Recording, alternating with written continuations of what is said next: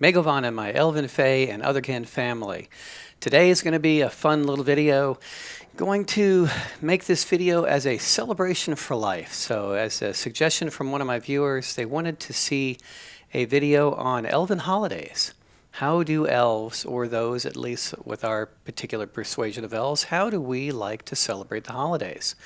So today is about celebrating the holidays from an elven point of view, the celebration of life that we do, and the connection that it shows and reaffirms with us each time with nature, with our true self, and with the universe as a whole. So I hope you enjoy it, and let's get started. Gandalf, my old friend, this will be a night to remember.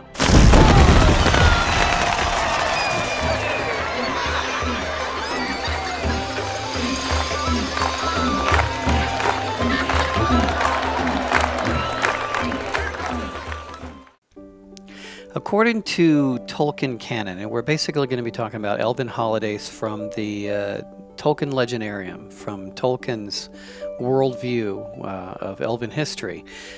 There are several of these, but the three most common ones that I'm going to go ahead and talk about real quick, and then we're going to go into a little bit more detail. And I'd like to go ahead of time here and give special thanks to Lisa Calantre-Tiniel with elvenspirituality.com and David Woolsey with westofwest.org. I definitely recommend that you take a look at both of those websites, elvenspirituality.com and westofwest.org. If you want to learn more about just elven spirituality, elven culture, the holidays and rituals, those are two great websites to go to, so I recommend that you take a look at those. And I'm going to be quoting from some of their literature, some of the information in here. They took a lot of the canon and they were able to, through their own research, kind of expand upon it and show us, for example, of the Valar and the Maiar, so to speak, the powers of the world or the angels, who was associated with what holiday from the Elven perspective. So I'm going to be basically touching on the holidays real quick here, and then just a little bit later in the video, going to give a little bit more expansive view of what the holidays were for. All right, and how they were designed and how elves celebrated them. Well, historically, holidays and festivals are a popular occurrence within most stories, and they give us a good excuse for drunken mirth and for assembling large groups of characters together who might not otherwise have made contact. And and just for the elves in general, it was always a time of celebration and remembrance, to remember where we came from and our connection with the natural world. And unfortunately, so much of that has been lost today. The original Christmas, was more of a pagan holiday, Yule, and it was helping us to remember that we're going from the light to the dark, a time of rest. And then we had the spring holidays, was a celebration of new life. And unfortunately, most of those holidays now have been perverted and corrupted into more of a commercialism. And so I'd like to talk about this from the perspective of how, as elves, we celebrate the holidays to remember who we are and where we come from, that we are all children of Arda, children of the earth. So basically, while there were a number of holidays, the three main ones that those who even do a cursory look into the Tolkien canon, these are the three that you'll most often see. And for example, one of those is Nost-na-lothion, and that was a spring festival. And you can see it on pages 171 and 172 of the Book of Lost Tales, book number 2, and as it was quoted in there. Yet in its time a spring of wondrous glory melted the skirts of those white mantles, and the valley drank the waters and burst into flowers. So came and passed with revelry of children the festival of Nost-na-lothion, or the birth of flowers. While originally no exact time of year is given for Nost-na-lothion, but the Quenya names of the months might give us some clue, and we seem to feel that it is probably, for example, May was called Lorese, in Quenya and Nost-na-lothion or Lothion in the Quenian lexicon. All of these names are related to the words flower and blossom, making May the month of flowers. Therefore, it would make sense that it was probably sometime in the beginning of May. And immediately thereafter, we get the month of Tarnin Austa.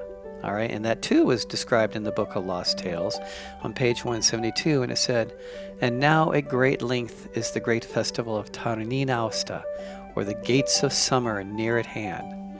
For know that on that night it was their custom to begin a solemn ceremony at midnight, continuing it even until dawn of Tarnin Austa broke, and no voice was uttered in the city from midnight until the break of day, but the dawn they hailed with ancient songs."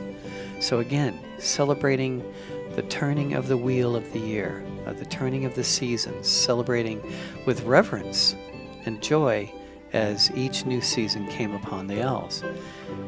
Tarnin Austa can literally be translated as a passage into summer, and thus it was probably occurs on the summer solstice. All right, okay, and the term Austelende, another Elven term meaning midsummer's day, appears in the Quenya lexicon and could very well be just another name for the same holiday. So we probably think it was around midsummer's day. There is one more holiday specifically mentioned. All right, and this one was mentioned in the Book of Lost Tales, and this time in Volume 1. All right, and this was the holiday of Turuhalme, and it translated into log drawing. All right, so that sounds more like Yule. And as it was written on page 260 of the Book of Lost Tales, it says, "That was the day of Turuhalme, or the log drawing. 'Twill be a fitting day," said Lindo, "for the sports of the morning, and the snow, and the gathering of the logs from the woods, and the songs and drinking of Turuhalme will leave us of right mood to listen to old tales besides this fire." And the company from Arvanya to Yavie went into the snowy woods to bring back firewood on sleighs.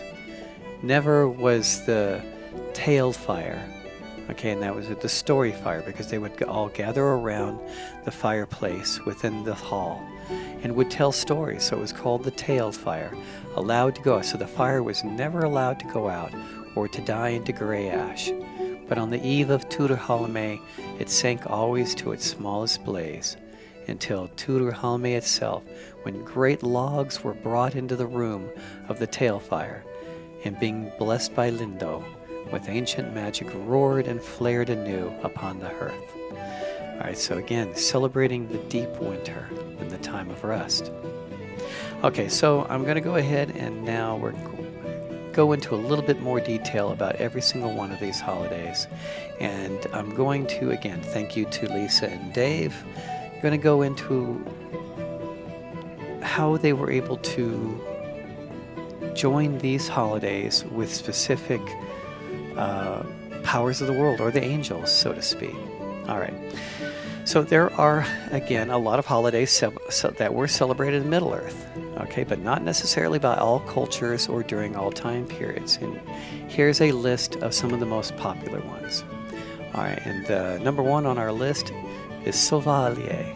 Okay, this is a very mysterious holiday, as all we know about is its name, which was again given in the Quenya lexicon. We know that the name means the purification, and the root of the word has to do with washing, bathing, cleansing. It's likely that this event took place sometime in February, given the similarity in names, Solvares. All right, given that the name of is a Quenyan one, a holiday would most likely have been celebrated by the Noldor or the Vanyar.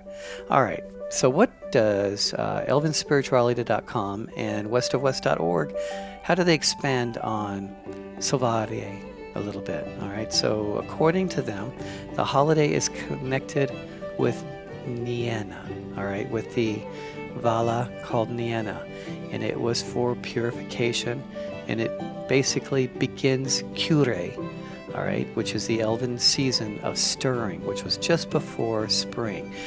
And so basically they assign the holiday to February 1st. All right, makes sense. It's just the beginning when things are beginning to stir, but it's not quite winter yet. And they said basically, Nienna, she is a queen of the Valar, the sister of Namo and Irmo, who dwells alone on the western borders of the world. Nienna ranks as one of the 8 Atar, the most powerful of the Valar. Grief and mourning are Nienna's province. In her halls in the distant west, she weeps for the suffering of Arda. Her part in the music of the Ainur was one of deep sadness, and from this grief entered the world in its beginning. She teaches pity and endurance, though she rarely travels to the joyful city of Valmar. She goes more often to the halls of her brother Mandos to comfort and counsel those in the halls of waiting, where the dead go to wait for rebirth. Okay, so Nienna played a part in the making of the 2 trees, where she wept on the mound and watered the trees with her tears. After the destruction of the tears by the Morgoth, she once again wept on their wounded remains, cleansing the filth of the spider Ungoliant, and helped to bring forth the last fruit of the flowers that were eventually to become the sun and the moon. The pity of Nienna is most clearly seen in her support for the Morgoth when he was sued for pardon of the Valar. She wanted him to be forgiven. All right, though she spends her time in the world mourning for the destruction he has wreaked upon Arda, when he sued for release after 3 ages of captivity, she basically spoke up for him. All right, so she is a very forgiving one. So obviously we see this holiday as one of cleansing, and I can certainly see one of forgiveness as well. So, all right, so that was the first one, Solvalle. Now let's get to some spring holidays. Let's get to a little bit happier. All right. The Elvish calendar began in spring, around early April, so the Elvish New Year was celebrated this time. All right, we celebrate our holiday with the beginning of life, all right, not during the depths of winter. Okay, and it goes on that there aren't a whole lot of details about how the New Year was celebrated, but we know that there are 2 days set aside on the calendar for this event. Matare, which means the last day of the year, and Yastare, which is the first day of the year. All right, so let's go ahead and let's see what elvenspirituality.com and West of West have to say about this. All right, Matare and Yastare, so the end of the year and the beginning of the new year. And they connected Vaire, the weaver. She was, again, another one of the Valar. And so this is for the last day of the Loa, which is the last day of the year, and the Elven New Year. Right, which then right after Yastare begins Tuile, which is spring. So we say that these 2 days are on March 27th and March 28th. And again, if you want to see these in more detail, you're welcome to go to the websites I was just describing, and I'll try to remember to put in the description. So Vaire is the weaver of storied webs. All right, she's one of the 7 queens of the Valar, named 5th in rank. Vaire was the spouse of Mandos, the doomsman of the Valar. He's the one that basically watches over the dead. She was famed for her weaving of tapestries. Indeed, her name Vaire means weaver, in which she recorded all the events of history, and her great tapestries were hung in the halls of Mandos. And as time goes on, the halls grow, and so do her tapestries. So all of history is in her weavings. All right, Vaire was one of the lesser known of the Valar, and indeed in the Silmarillion tells us no more about her than just a few facts that I just mentioned. We can glean a little more from volume 10 of the History of Middle-earth, where she is associated with Finwë's first wife, Miriel. Giving up her life after the birth of Feanor, Miriel went to dwell in the house of Vaire, and as far as her accounts within the halls of Mandos. All right, but apart from the main hall. Okay, when the Valar considered Finwë's request to be able to wed again, because that normally wasn't done, it was Vaire who convinced him that Miriel would never return from the living. And again, these are stories you can learn more about in the Silmarillion. I highly recommend that if you're curious to go look into them. It's full of wonder and beauty, and it's kind of hard to read, but I highly recommend you look into it. Okay, so that was just some of the spring holidays. The next holiday up is Nost-na-lothion, like as I mentioned earlier, and this is described as the birth of flowers. And this festival was best known to be celebrated by the Elves of Gondolin, one of the most beautiful elven cities that, according to Tolkien, had ever been created. And this was most likely it occurred during the month or at the beginning of May.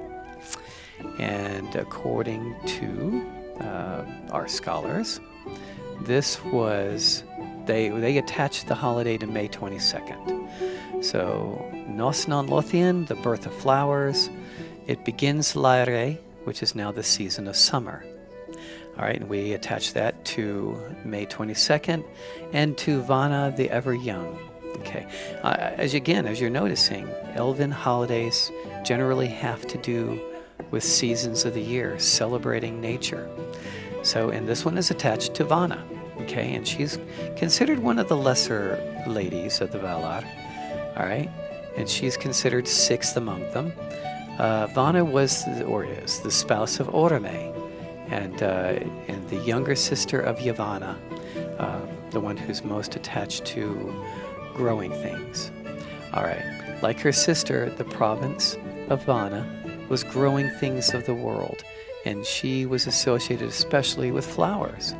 She kept gardens in Valinor filled with golden flowers that were said to open at her glance, and tended by her Maiar, the other lesser angels, with the golden dews of Lararin. Among these Maiar were Arian, who was a spirit of fire who eventually became part of the sun, and Milian, who we know that eventually became the queen of Doriath and married Thingol. Okay, so that was again attached with the summer, and so now and of course she was one of the Valar who was with growing things. So we see where things are beginning to come to fruition, and we celebrated those holidays based on that. Okay, next we have, so we just did lots. Okay, so we're in midsummer now. Okay, and this particular holiday had variations in a few different cultures and was referred to by different names. The Elves of Gondolin named it, as I mentioned earlier, Tarnin Austa, which is passage into summer, and celebrated it with solemn ceremony at midnight. And as I said before, no voice was uttered in the city from midnight until the break of day. But dawn they hailed with ancient songs. So literally as the sun rose, it was quite beautiful. They were quiet from midnight until dawn, and with the rising of the sun, they would sing these ancient songs and celebrating of the gates of summer. Absolutely beautiful. Okay, so that was Tarnin Austa, and connected with Tarnin Austa, again, gates of summer. Okay, and this was more the gates of summer time-wise with the northern hemisphere, the summer solstice. So we have June 21st for this one, and it is connected with Arian, who was the Maiar of the sun, the one who basically ended up taking the flower, the last flower of Lorien, the tree, and became the sun. Okay, so called the Sun Maiden, Arian was a spirit of fire who originally belonged to the Maiar of Vana. Okay, so still connected with summer. During the years of the trees, it was her role to bring the glowing dews of the golden tree Lorien to Vana's gardens. At that time, she took a form similar to one of the children of the Ilúvatar, or elves and men.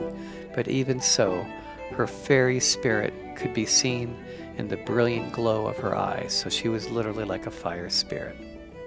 When the Valar created the sun from Lararin's last flower, Arian was given the task of directing it through the sky. At that time, she cast off her old shape and took on the appearance of a brilliantly burning flame, hence the sun. In that form, she took charge of the vessel that Aule had made for the new sun and guided it along the course, and hence what we see today. So that pretty much covers our summer seasons and holidays. So we start wrapping up the year here a little bit, and we come to midwinter. All right, and in midwinter, we start heading towards Turuhalme that I talked to you about with the log drawing. Okay, so let's see what little research we were able to find on these particular holidays. Okay, but before I do that, I wanted to talk about what elvenspirituality.com and westofwest.org did was they also connected the rest of the seasons with particular entities or objects of nature. And after the gates of summer, we actually come to the Elven holiday of Yavie. All right, and this is the Elven autumn, and that usually starts on August 2nd. And attached to that is Arda, which is our earth itself. Okay, in the language of the elder days, Arda signified the world and all that is in it. Arda was created through the music of the Ainur to be a dwelling place for the children of Ilúvatar, meaning elves and men. Originally considered to be a flat world, the continents shown on the map that I'm showing you above were surrounded by a mighty ocean, Achaia, or the encircling sea, and separated by Belagear. Okay, we can go on and on. There's a whole lot of words here. I highly recommend that you seriously consider going to and reading the Silmarillion and also the websites that I'll be showing you. Okay, and then let's talk about. Okay, we go a little bit further, and we have now is Endari, which are the middle days. All right, and these begin Kule, which is the season of fading. All right, later in autumn, and that's September 25th and 27th. It included all 3 days, and this particular season was connected with Orome, all right, who was considered the huntsman of the Valar. No, he didn't hunt and kill deer and things. He hunted the evil creatures, so to speak, the orcs and such of the world that were causing torment at the time.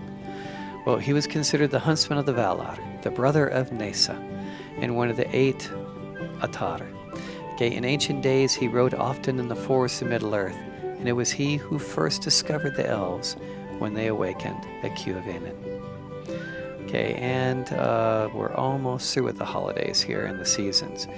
Then we end up with one of the most blessed holidays or special times of the year for all elves. That was Cuvere ke Quinadiva. Okay, this was the first day of Hrivë, which is the season of winter. All right, and it celebrates the origins of the elves. So we have this attached to November 21st, and obviously elves are attached to this. So this celebrates the awakening of the elves along the banks of the lake Yavie. Okay, the first elves awoke by Yavie, the water of awakening in the far east of Middle-earth. Long ages passed before the first rising of the sun or moon, and unlike men, the elves were not subject to illness or death, and at the time of the Lord of the Rings, there was still a number of the elves left that had not gone on to Aman, the blessed land. So at this celebrates, so November 21st, for all intents and purposes, celebrates the awakening of the first elves on Earth. Okay, and I think we have one last holiday to celebrate here that I mentioned earlier. We don't have a whole lot more because there's not a lot was described about, and that was Turuhalme. And we know that was probably around probably around the winter solstice is where that was around. And again, it was a time which included games in the snow, gathering logs, drinking, and songs, and lots of tales. All right, so that's our Elven holidays that we celebrate. And again, one of the most important things here to note, and again, something that has been lost in so much of the world today. We celebrate nature. We celebrate our relationship with nature, how we are all intertwined and all united within this world. We are the children of this world. And we can see what happens to a world in today's history What happens when a people begin to forget their origins and begin to leave and forget who we are? Elves remember our connection with the earth, and every day, every moment of our lives is a celebration of life. I hope that maybe you can do the same and remember who you are. All right, well, I hope you enjoyed that.